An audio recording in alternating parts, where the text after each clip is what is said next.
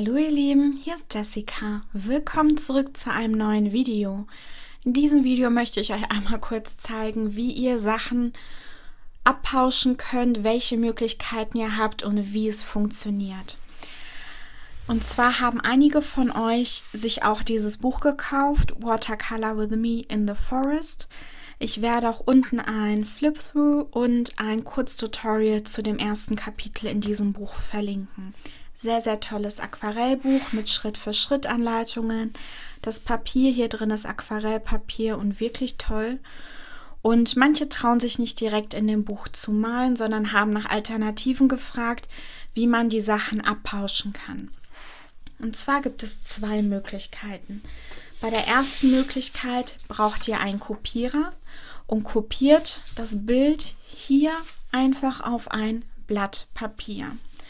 Bei der zweiten Möglichkeit braucht ihr keinen Kopierer, sondern nur ein bisschen Backpapier. Also noch nicht mal irgendwie Spezial-Abpauschpapier oder so. Einfaches Backpapier oder Butterbrotpapier genügt.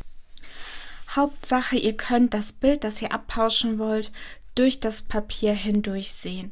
Was mit normalem Kopierpapier sehr, sehr mühselig ist, aber mit Butterbrot oder Abpauschpapier, wenn ihr es habt, oder eben Backpapier, ist es eigentlich sehr, sehr einfach.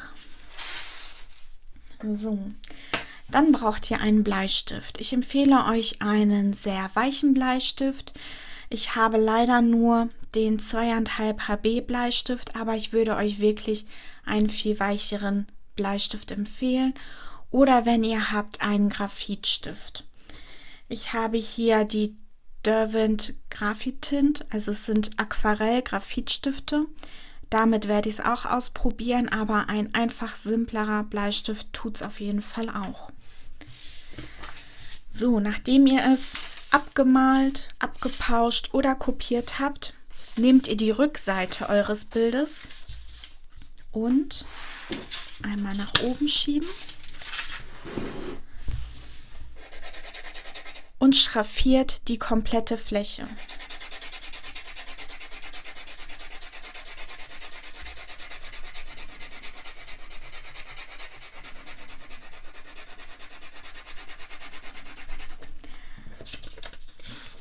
Am besten geht es mit der Seite vom Bleistift, also den Bleistift wirklich seitwärts halten und mit der Seite der Mine die komplette Fläche schraffieren.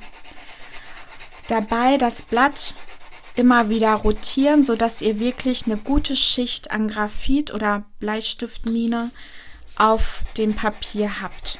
Umso besser wird dann der Durchdruck, den ihr hinterher bekommt.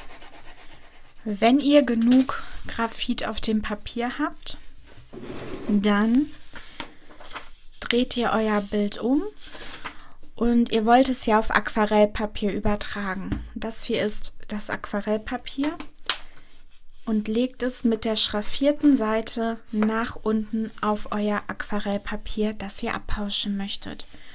Und was ihr dann nur noch machen wollt oder machen müsst, ist das ganze Bild einmal nachzeichnen.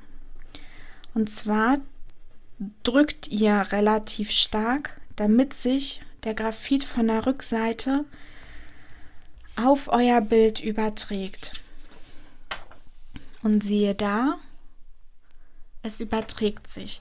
Ich würde euch auch raten, dass ihr vielleicht mit Washi-Tape euer Abpauschbild, also das Bild, an euer Aquarellpapier dran klebt, auf jeden Fall an einer oder zwei Seiten, sodass es sich nicht verschiebt, wenn ihr zwischendurch kontrolliert, ob ihr stark genug gedrückt habt. Das ist ganz, ganz wichtig. Als kleiner Tipp am Rande. Fixiert euer Bild, damit ihr zwischendurch kontrollieren könnt, ob ihr wirklich stark genug drückt. Und so malt ihr eben das ganze Bild einmal nach und es wird sich wirklich hell auf euer Aquarellpapier übertragen. Drückt nicht zu doll, damit ihr keine Rillen in euer Aquarellpapier reinfurcht, weil diese Rillen oft nicht mit der Tinte gefüllt werden, sondern dann weiß bleiben. Also schon relativ stark drücken, aber nicht so stark, dass ihr euer Aquarellpapier eindrückt. Das gleiche gilt für das Abpauschen mit Backpapier. Backpapier ist ein bisschen dünner, deswegen müsst ihr hier auch ein bisschen vorsichtiger sein, weil die Druckübertragung eben stärker ist und das Papier schneller einreißen kann.